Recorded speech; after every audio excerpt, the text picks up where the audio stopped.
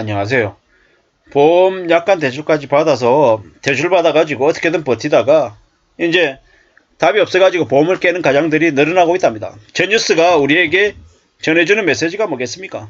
지금 경기가 보통 가정들의 가계의 상황이 매우 안 좋다라는 걸 이야기하는 겁니다. 참 무서운 얘기죠. 어쩌려고 저러는 걸까요?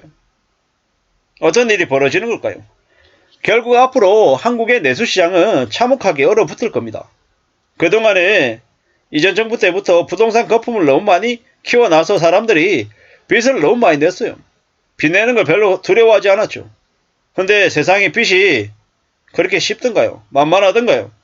금융권들이 뭐 정부가 아니잖아요. 엄마 아빠가 아니잖아요. 빚 내서 대출 가져가지고 대출을 내서 주식 투자하고 부동산 투자하고 돈 많이 벌려고 얘기하면서 금융권들이 돈을 많이 빌려줬죠. 근데 그게 진짜 돈을 벌게 해주는 길이었습니까? 아니면 빚쟁이로 전락하게 만드는 길이었습니까? 잘 생각해 볼 필요가 있습니다. 은행들이 기존에 기업들 대출을 늘리다가 언제부터인가 가계대출을 엄청나게 많이 해줬습니다. 왜요? 수익률이 높으니까. 새마을 금고는 왜 그렇게 PF 대출을 많이 해준 걸까요? 가까운 시간 안에 그네들이 어떤 일을 겪을까요?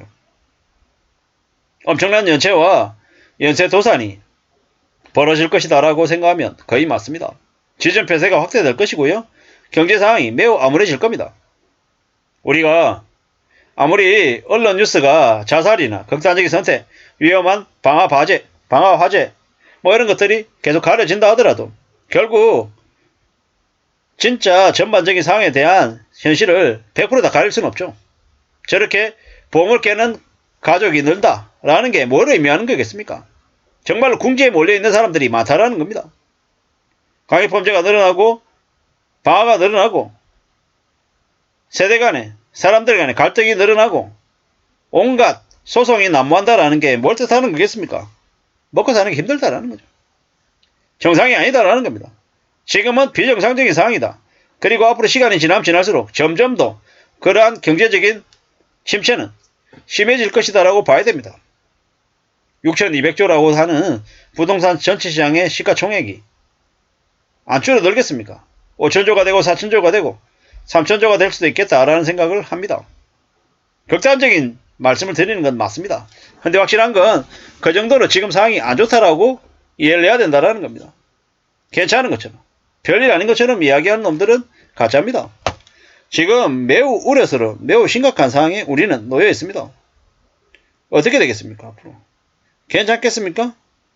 아니라는 거죠.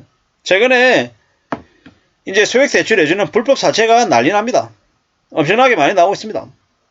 남자든 여자든 가리지 않고 있잖아요. 노출 사진을 찍어서 보내라고 합니다. 그걸 이용해가지고 뭐 소액 대출해주는 거죠. 30만원 50만원 대출해줘요. 그래놓고 나중에 무슨 짓을 시킵니까? 이자로 2배 내놓으라 그러고 3배 내놓으라 그러고 미치는 거죠. 30만원 빌려줘놓고 나중에 40만원 50만원 100만원 뭐 계속 금액을 무한대로 늘립니다. 피해자들의 지인들 연락처도 미리 받고 아이들 연락처도 받고 전화예금 시키고 그래놓고 대출 못 갚으면은 온갖 가스라이팅을 해가지고 자살하게 만들고 또 뭐 이제 더 심한 일도 만들게 하는 거죠. 충격입니다. 충격. 어처구니 없는 짓거리들을 계속한다라는 겁니다. 사는 게 절대 쉽지 않습니다. 어렵습니다. 제가 이제 얼마 전은 아니죠. 시간이 좀 지났습니다. 한 1년 반 전쯤에 같이 일하는 동료 이제 아주 어린 직원의 연락처로 이제 갑자기 모르는 사람의 이제 모르는 사람에게 카톡이 초대가 돼요. 10명, 20명, 30명. 그래놓고 이제 그 후배 직원의 사진, 뭐 돈 빌렸는데 안 갚는다라는 악질적인 그런 내용들이 주르르륵 나오는 거예요. 저는 그냥 보지도 않고 그냥 탈퇴했죠. 또 나오고 계속 이제 그렇게 되는 거예요. 나중에 그 직원이 감당 못해가지고 경찰 신고하고 어쩌고저쩌고 했는데도 그게 답이 없어가지고 퇴사를 하더라고요. 지나고 보니까 정확한 내용은 모르겠지만 아마 저 수치 사진을 이용한 그 불법 사금융에 엮인 게 아닌가라는 생각이 드는 거죠. 지옥 같은 그 추심이 그 사람의 인생을 망가뜨렸다라고 봐야 되는 거죠. 참 무서운 일이죠. 그런 일들이 지금 엄청나게 벌어지고 있습니다. 뭐 그냥 보험 깨는 가장의 일이 그냥 아주 충격적인 일이 아니라 뭐 이래저래 어쩔 수 없이 해지하는 거죠. 보험 해지 환급률이 69.7%랍니다. 100만원 내고 69만 7천원 가져간다라는 거죠. 하지만 생활고 때문에 손해를 보고도 어쩔 수 없이 팔아내는 거죠. 씁쓸한 얘기입니다. 생활고 때문에 10년 이상 유지해오던 보험을 해지하더라는 건 씁쓸한 얘기죠. 약간 대출까지 받으면서 버텼는데 당장 생활비가 필요해서 어쩔 수 없이 그랬답니다. 충격이죠. 15년 동안 월 25만원씩 낸 저 보험료가 총 4,500만원인데 4천만원 조금 더 내고 뭐 결국 이제 손해를 본 거죠. 앞으로 엄청난 이제 생활고에 시달리는 사람들이 점점 늘어날 거다라는 겁니다. 보험료 납입이 어려워가지고 보험 계약을 해지하는 이들이 늘고 있답니다. 씁쓸한 얘기죠. 앞으로 어떻게 되겠습니까? 사람들의 삶이 점점 더 악화된다라는 거죠. 안 좋아진다라는 거죠. 보험료가 밀려가지고 보험계약이 효력이 상실되는 경우도 계속 늘고 있다고 하고요. 씁쓸한 얘기입니다. 보험까지 깨면서 저렇게 생활비를 마련해야 되는 그 가장의 심정이 어떻겠습니까? 피눈물이 아마 나지 않을까요? 앞으로 우리는 점점 더 저런 뉴스들을 많이 접하게 되고 나중에는 무뎌질 겁니다. 왜 무뎌지겠습니까? 너무 많으니까. 당연하니까. 뭐 뻔하다라고 이제 생각할 거다라는 거죠. 씁쓸한 얘기입니다.